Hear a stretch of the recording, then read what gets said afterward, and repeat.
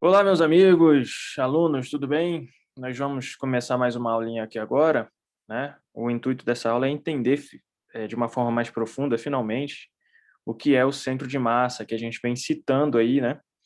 E hoje a gente vai ver o que é o centro de massa, tá? É uma aulinha curta, eu espero, tá? É só com esse tema. E para a gente entender o que é o centro de massa, a gente vai partir do sistema com várias partículas, tá bom? E depois estender esse assunto do centro de massa para um corpo, tá? E a gente vai chamar esse corpo de corpo extenso, tá bom? Então vamos lá. Primeiro, o que a gente veio estudando? A gente veio estudando a cinemática e a dinâmica sobre uma partícula, tá? Essa partícula também é chamada de ponto material, tá? Por que ponto material? Lá na geometria, você estudou o que é o ponto. Lá na quinta série, né, no sexto ano, você estudou o que é um ponto. O ponto é uma entidade matemática, vamos dizer assim, que não tem tamanho, tá? Ela não tem dimensão, certo? Então a gente representava um ponto como um pingo, né? Como se fosse esse pingo aí, tá? Se você for analisar bem, esse pingo aí tem uma areazinha que você pode calcular, né? Só que essa área é desprezível em relação a todo o sistema, tá? Inclusive, às vezes a gente faz ponto assim, ó, um pouquinho maior, tá? Para dar uma ideia do que é o ponto, tá? Inclusive, vamos falar do segmento de reta AB. O que a gente faz? Ó, eu tenho o ponto A e está ligado ao ponto B por um segmento de reta, por um pedaço, né? Por uma linha. Veja que esses pontos A e B são maiores, entre aspas, do que os pontos que definem a linha, que definem a reta. Isso é só uma visão didática, tá? Então, um ponto ele não tem tamanho, tá? Assim como a linha, ela não tem espessura. É uma ideia abstrata, né? A gente criou essa ideia e diz o seguinte: a linha ela não tem espessura, ela só tem comprimento. Então, o ponto não tem tamanho, a linha é algo que só tem comprimento. E o que é um plano? O plano é aquilo que só tem comprimento e largura, ou espessura, tá? Ele não vai ter volume. Então, um plano, né, seria algo assim, tá? Fechado ali, né? Vou fechar aqui. Então, esse aqui vai ser o plano alfa, tá? Então, a gente vem com essa ideia da matemática de ponto reta, né? Que no caso aí eu fiz o segmento de reta, mas se eu continuasse, né? Assim, ó, seria uma reta AB, tá? A gente vem com essa ideia da matemática e aplica na física. Só que na física não tem graça estudar o ponto matemático, né? Esse ponto, ele é material, ou seja, ele é feito de matéria, tá? Então é um corpo. Então essa partícula é um corpo. É um corpo do tamanho de um ponto, ou seja, sem tamanho. A Terra, e dependendo do sistema que você está analisando, a gente viu na gravitação, ela pode ser considerada um ponto material. Por quê? Porque o tamanho da Terra é tão pequeno em relação às distâncias astronômicas que a gente considera a Terra como um ponto, tá? Um ponto material. Tudo bem? Então é isso. Essa é a ideia de ponto material. A gente veio estudando toda a cinemática, toda a dinâmica em pontos materiais, tá? Tá. Detalhe, outro detalhe, né? O nosso estudo ele foi aplicado a uma partícula só. A gente falou de duas partículas quando estudamos ali a ação e reação. Foi o máximo que falamos de duas partículas, tá? Então, o nosso sistema, né, era sobre uma partícula, a cinemática de uma partícula na trajetória, a dinâmica, as forças que atuam sobre uma partícula, tá? A gente não estava interessado num sistema com mais de uma partícula, tá bom? Então, a gente vai começar isso agora. Então, imagina um sistema aqui, tá? Então, eu vou ter o sistema, essa linha aqui representa a fronteira do sistema, tá? Então, esse sistema é o objeto de estudo, ok? Então, o que está antes da linha fechada é o que é dentro do sistema, é aquilo que a gente vai estudar. E o que está fora, que a gente chama de vizinhança, é externo ao sistema. Então, eu vou supor, tá, que o somatório de forças externas sobre o sistema é zero. Então, não tem resultantes sobre o sistema aqui. Tá? Eu estou supondo isso. O meu sistema ele não tem ninguém atuando sobre ele. Por exemplo, vamos abrir aqui uma página. Eu tenho aqui a Terra. Tá? O meu sistema vai ser uma bolinha aqui. Ó. Esse vai ser meu sistema. A bolinha é o sistema. A bolinha é o sistema. Aí eu te pergunto, tem força externa atuando sobre o sistema? Tem. É a força da gravidade, né? A gente estudou, é o peso. Tem força externa. Tá? E esse peso é a resultante ainda. Tá bom? Ele é a resultante. Tá? Então, esse peso vai fazer o papel de massa vezes aceleração. Então, o meu sistema aqui, que é só a bolinha, ele não está em equilíbrio. Agora, voltando aqui. Neste caso, eu não tenho uma resultante externa. Tá? O que significa não ter uma resultante externa? Significa que todas as forças, se é que existem, atuantes sobre o sistema, se anulam. Então, se eu tenho uma força atuando aqui, ó, F1, para cá, em algum lugar, sei lá, aqui, ó, pode ser, vai ter o menos F1. Se eu tenho uma força F2 aqui, ó, F2 atuando sobre o sistema, em algum lugar, sei lá, aqui, ó, vai ter o menos F2.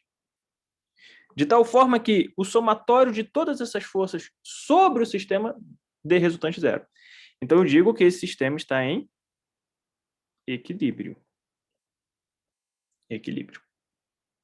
Tá? Isso aí é normal. Isso aí a gente já sabia. Eu só estou revisando. Tá? Beleza.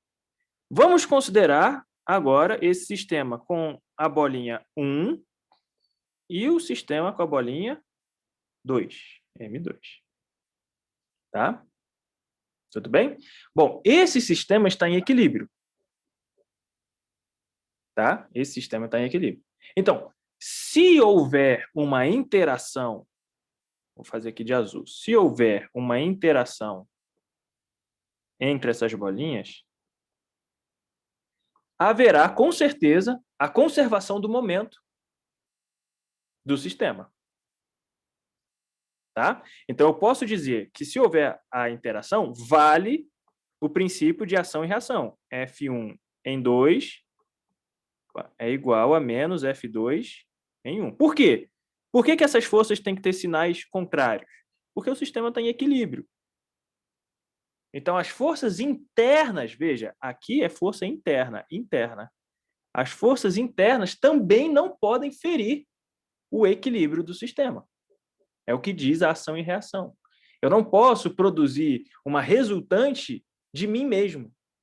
É isso que diz a ação e reação.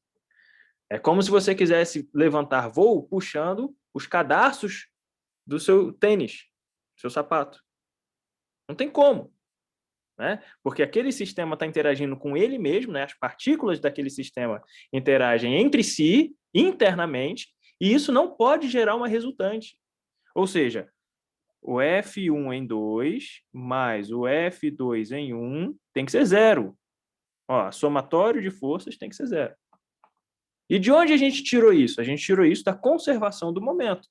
A variação do momento linear total é zero. Por quê? Porque o sistema está em equilíbrio. Tá? Então, foi isso que a gente viu até aqui, né, para um sistema de duas partículas. Ok? Bom, então eu vou pegar esse resultado aqui. Ó, a variação do momento é zero. Tá? Então, eu tenho M1 V1 mais M2 V2. Lembrando aqui, ó, isso é o momento inicial, tá? E tem que ser igual ao momento final. M1 V1' mais M2 V2'. Então, eles vão interagir, vão alterar o momento individualmente. Ok? Vão alterar o momento individualmente. Tá?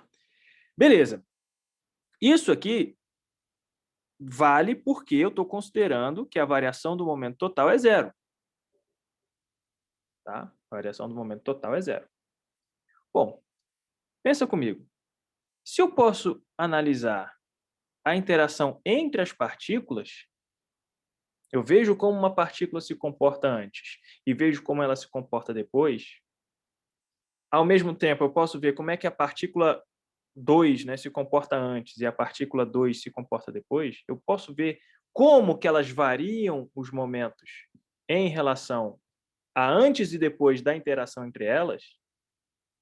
Eu também tenho uma informação sobre o sistema como um todo. Esse sistema aqui, ó, como um todo. Eu sei que esse sistema está em equilíbrio. Eu sei que esse sistema é em equilíbrio. Por quê? Porque o somatório de forças externas é igual a zero. Então, deve existir uma forma de dizer que isso aqui, ó, representa repouso ou MRU do sistema e não de cada bolinha especificamente. Tá? Então, se esse meu sisteminha aqui, ó, com duas partículas, ele estava em repouso, ou seja, as partículas estavam vagando por dentro dessa linha, né? E todas as interações das partículas, seja entre si ou seja com a parede, não há variação do momento total do sistema. Sempre que eu somar M1V1 com M2V2, não importa se elas interagem entre si ou se elas interagem com as paredes do sistema, não importa como elas estão interagindo, sempre que eu somar M1V1 com M2V2, vai dar o mesmo valor. Seja M1V1 mais M2V2, seja M1V1', que é depois da interação, com M2V2', né? E se elas interagirem depois, e eu somar M1V1 com M2V2, sei lá, duas linhas, tá? Sempre que eu somar, vai dar esse mesmo resultado, que a quantidade de movimento total do sistema se conserva. Então, se eu posso dizer que, apesar do movimento particular de cada ser, né, de cada bolinha que compõe o sistema como um todo permanece em repouso, ou o sistema como um todo permanece em MRU. Tá? Então, eu posso dizer isso. Ah, professor, dá um exemplo aí, tá meio viajado. Beleza, vamos dar um exemplo. Suponha que você vai jogar uma faca. Uma faca. Né? Naquele negócio de circo, para tentar acertar um balão ali, sei lá, e ganhar um prêmio. Você tem que acertar a ponta da faca, bater lá no balão e ganhar um prêmio. Tá?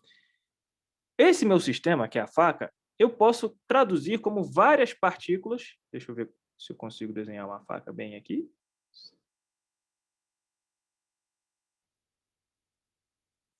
Então, beleza. Eu posso traduzir esse meu sistema, tá, como se fossem várias partículas,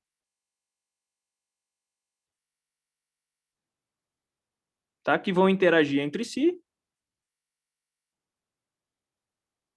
Cada bolinha aí representa uma partícula que compõe a faca. Quando isso acontece, eu vou dizer que essa faca é chamada de corpo extenso. Tá? Corpo extenso. Tudo bem? Beleza? Então, vamos lá. Eu vou jogar a faca. Essa faca vai receber um binário. O que é um binário? Uma força para cá e um menos F para cá. Tá? Beleza. Aí eu te pergunto, esse somatório de forças externas na faca se anula? Sim. Então, ó, somatório de forças externas é igual a zero. Então, se eu somar todos os momentos de cada partículazinha aí azul, tá? Se eu somar M1V1 mais M2V2 mais M3V3, daqui a pouco vai aparecer aí na tela, eu espero. Deu uma travadinha aqui.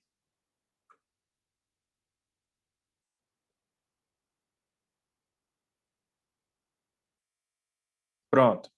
Então, se eu somar o momento da partícula 1, o momento da partícula 2, o momento da partícula 3, o momento da partícula 4, 5, 6, até a enésima partícula. Até a enésima partícula. Tá? Isso aqui vai ser uma constante. Isso aqui vai ser uma constante. Tudo bem? Então, beleza. Essa faca vai girar, mas ela como um todo vai percorrer uma trajetória MRU. Por quê? Porque não tem forças externas, então a faca vai estar em equilíbrio. Então, veja, essas forças podem até mudar localmente as partículas, mas a interação do sistema permanece sempre constante. Então, a faca vai girando, porque essas forças vão fazer a faca girar, e a gente vai entrar isso na próxima aula, o que é isso, tá? Entretanto, existe um ponto do sistema, vamos chamar que é esse ponto verde aqui, ó, esse ponto verde aqui, que eu vou chamar de CM, ele vai desenvolver um MRU. Daqui a pouco vai aparecer o ponto verde aí, vamos ver? Eita, hoje tá difícil. Mas vamos esperar um pouquinho que daqui a pouco aparece. Mas, enfim, existe um ponto nessa faca, tá? Que eu estou chamando de CM, e a gente vai entender por que eu estou chamando de CM. Ele vai representar todas as partículas azuis. Tá? Ele vai representar todas as partículas azuis. E esse movimento do ponto verde, tá? Ele vai ser em movimento retilíneo uniforme. Por quê? Porque o somatório de forças externas sobre ele... Pronto, aí ó, apareceu. O somatório de forças externas sobre ele é zero. Tá? Ali é MRU. Tudo bem?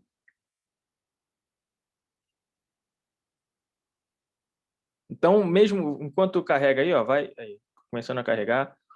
Beleza. O outro exemplo é a bola de futebol americano. Não sei se vocês já viram, né? O quarterback, ele lança a bola, ela vai girando, mas existe uma partícula associada àquela bola que descreve uma trajetória parabólica, que a gente já viu lá, que é o lançamento oblíquo. Então, se eu for analisar a bola, ela tem força externa atuando sobre ela. Ele lança a bola girando. Tem algo parecido com isso aqui que a gente fez, né? As forças assim, contrárias. Tá? Então, essa bola vai girando porque tem forças atuando sobre ela. Só que a resultante das forças é zero.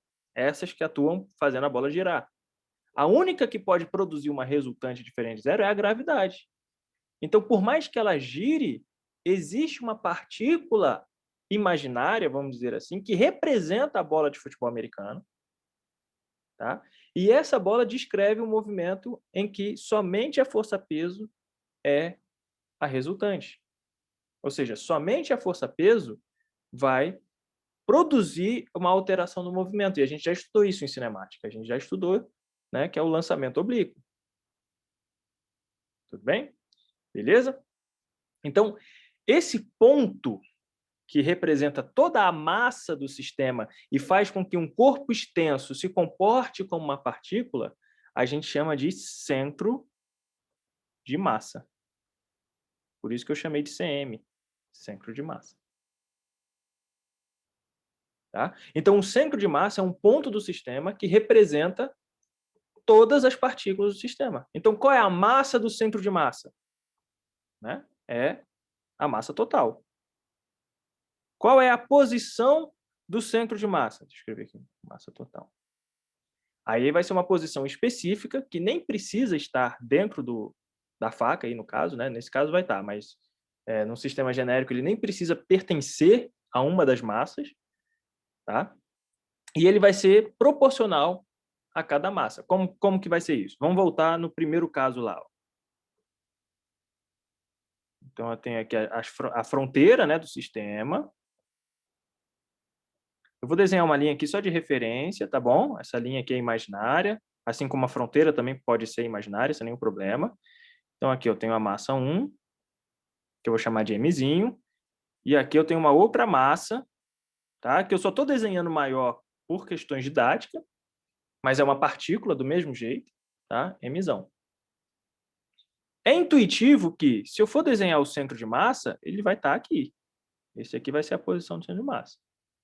Mais perto de onde está a maior massa.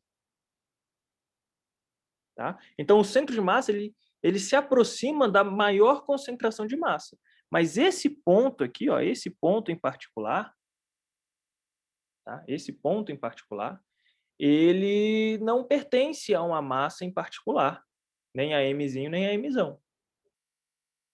Ok? Aí eu te pergunto, se o somatório de forças externas é igual a zero, esse centro de massa vai estar em repouso ou MRU. E não importa o que aconteça com a massa Mzinho e com a massa Mzão, sempre vai estar o centro de massa em repouso MRU. Ah, professor, então se elas se aproximarem e na hora da colisão elas se afastarem, o centro de massa vai permanecer aqui. Ou seja, elas vão se aproximar e se afastar proporcionalmente a determinada velocidade, a fim de que esse centro de massa mantenha a posição de repouso que ele está. E se ele já vem em MRU, ele vai permanecer em MRU. Não importa. O que acontece internamente não altera o estado do centro de massa. Tá? Então, só para recapitular, o centro de massa é uma posição do sistema que representa toda a massa do sistema. Então, ao invés de eu ficar trabalhando com as interações internas, eu falo o seguinte, não, peraí, esse sistema, na verdade, ele pode ser reduzido a um ponto. Como? Ah, eu coloco toda a massa numa posição especial chamada posição do centro de massa. Tá? E essa posição do centro de massa vai determinar a minha física agora. Eu vou fazer a cinemática do centro de massa, vou fazer a dinâmica do centro de massa. Tá? E foi mais ou menos o que a gente fez na gravitação. A gente falou lá, ó, a força gravitacional atua no centro de massa do planeta, no centro de massa da estrela. E aí eu estou traduzindo aquele planeta grandão para um ponto material. Então, eu estou traduzindo aquele corpo extenso para um ponto material. Essa é a importância do centro de massa para a gente aqui. Tá? Então, se esses carinhas aqui, ó, vêm com velocidade, né? Vou até desenhar velocidades diferentes. Tá? Vzinho e Vzão. Só para associar a Mzinho e Mzão. Eles vêm com velocidade, aqui é vetor, né? Eles vão se aproximar de tal forma que o centro de massa vai sempre permanecer nessa posição. Tá? Então, quando o Mzão andar um pouquinho, o Mzinho tem que andar mais para compensar essa posição aí do centro de massa. Então, essa aqui agora é a nova posição do Mzinho. Tá? De tal forma que sempre vai existir uma proporcionalidade tendente à maior massa. Ah, professor, está muito complicado ainda. Então, vamos simplificar. A gente já sabe que tem a fronteira, aqui é o eixo X, né? Ó, aqui é a massa Mzinho. Aqui é outra massa Mzinho. Massas iguais, ó, massas iguais. Onde é que vai estar o centro de massa? No meio, entre elas. Espera aí que vai aparecer. Então, vou ter um eixo X, vai ter a fronteira, né? Onde é que vai estar esse meu centro de massa? Pronto, está começando a aparecer os desenhos aí. Tá? As massas são iguais. O centro de massa vai estar no meio. Então, se aqui é x0 e aqui é x1, esse centro de massa vai ficar x0 mais x1 sobre 2. Tá? Ele vai estar na metade da posição. Então, se a massa Mzinho aqui à esquerda foi para a posição x0', a outra massa tem que chegar na posição x1', de tal forma que esse centro de massa permaneça na média entre as duas massas. Então, se elas se aproximarem, elas vão se aproximar a fim de deixar o centro de massa na mesma posição. Claro, a nossa ressalva, né? Somatório de forças externas é igual a zero. Hoje está difícil de escrever simultaneamente aí, né? Tá? Então, vou dar um tempinho aí, ver se aparece.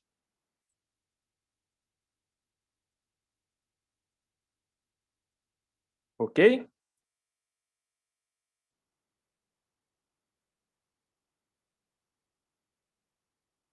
Então, essa é a ideia do centro de massa, tá? Enquanto vai carregando aí, eu vou falando. É um ponto que substitui todas as massas de um sistema, tá? Para um ponto material. E esse ponto material vai ocupar o centro de massa. Tá? E esse ponto material vai ocupar o centro de massa. Ok? Então, esse centro de massa, que a gente está desenhando aí em azul, tá? Ele vai ser uma substituição de todas as massas do sistema para esse sistema em apenas um ponto material. Em apenas um ponto material. Tá? Qual é a massa desse ponto material imaginário relacionado ao centro de massa? É o somatório de massas. Então, nesse caso, né, a massa imaginária aqui vai ficar 2m. Tá? Vamos esperar aqui o computador carregar. Não sei se é o computador, se é a internet. Tá bom? Então, a massa total nesse sistema, simbolizada no centro de massa, é 2m, mzinho mais mzinho. Então, se é 5 quilos, 5 quilogramas cada massa, então o centro de massa vai representar uma massa de 10 quilogramas em um ponto só. Eu não vou trabalhar mais com duas massas, vou trabalhar com uma só.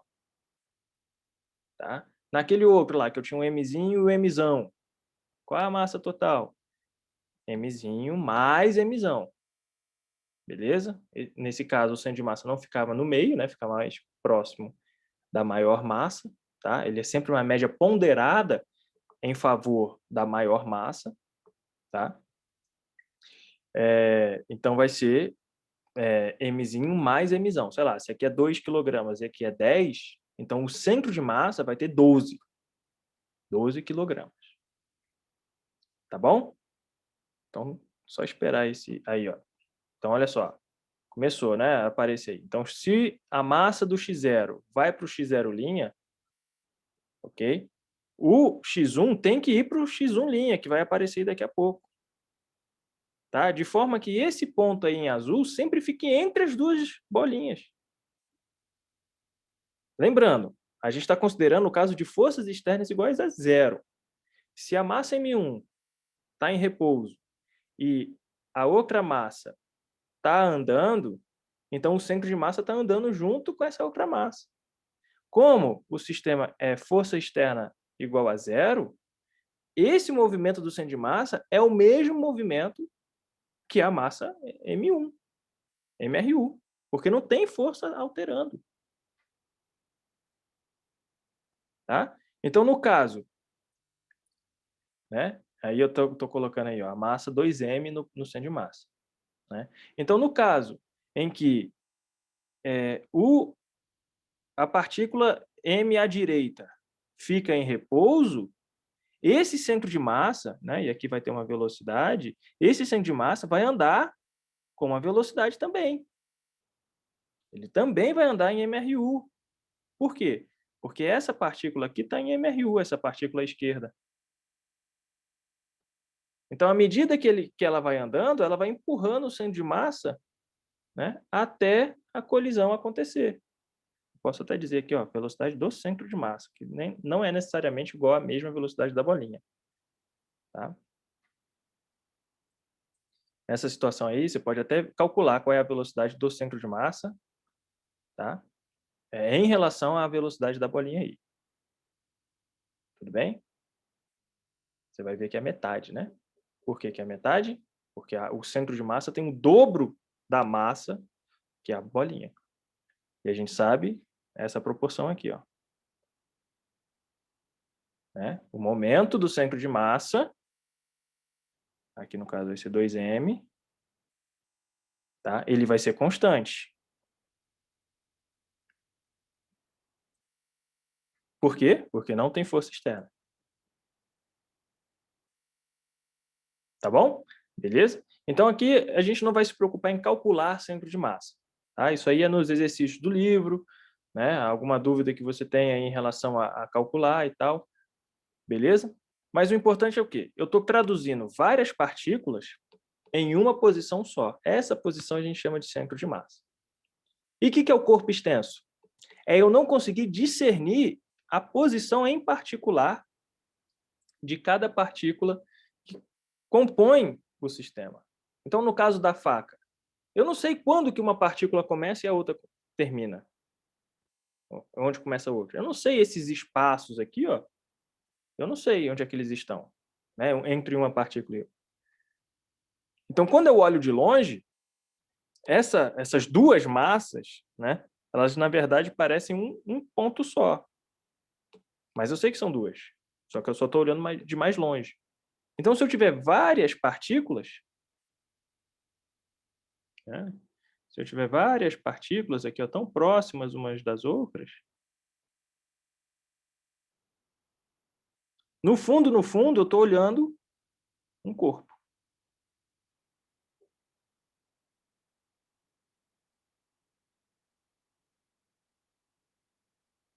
Então, a gente vai chamar isso de corpo extenso. Onde que é o centro de massa do corpo extenso? Bom, se esse corpo for homogêneo, né? Ou seja, distribuição uniforme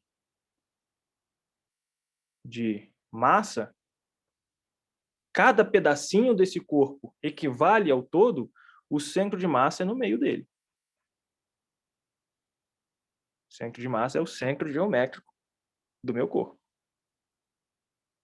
Tá? Então, eu vou reduzir esse sistema a um ponto só. Então, se eu lancei, sei lá, um tijolo, esse tijolo vai ter um movimento todo aleatório lá. As partículas que compõem o tijolo vão girar, né? Vai desenvolver uma trajetória, sei lá, toda doida.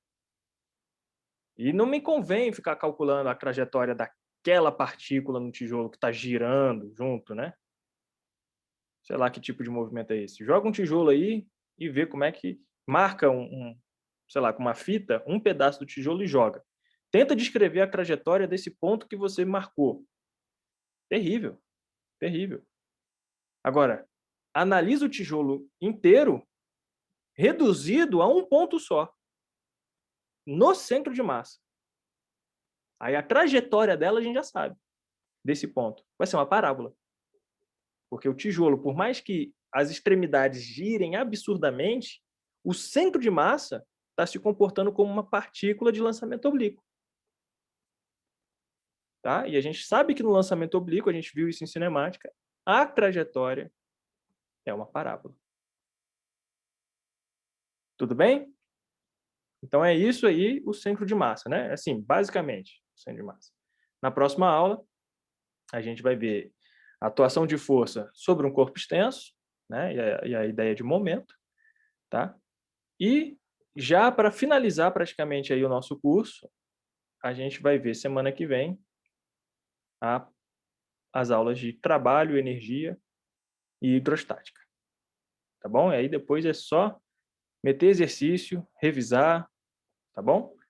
Então, por enquanto agora, a gente termina por aqui e na próxima aula a gente vai ver a atuação de forças em corpos extensos, tá? Com a ideia de momento de força, momento de força. Cuidado, momento de força é diferente de momento linear, tá? Momento linear é a grandeza que caracteriza o movimento do sistema. O momento de força, a gente vai ver na próxima aula, mas já vou adiantar aqui, é aquilo que faz girar um corpo extenso. Tá? Não tem sentido eu calcular momento de um ponto. Tá? O momento de um ponto, uma força atuando num ponto, gerar momento não faz sentido. Tá? A gente vai sempre atuar momento no corpo extenso. Tá? Não faz sentido para a gente. Tudo bem? Beleza? A gente vai ver isso na prática mesmo, atuando num corpo extenso. Beleza? Então é isso aí. Até a próxima aula. Valeu!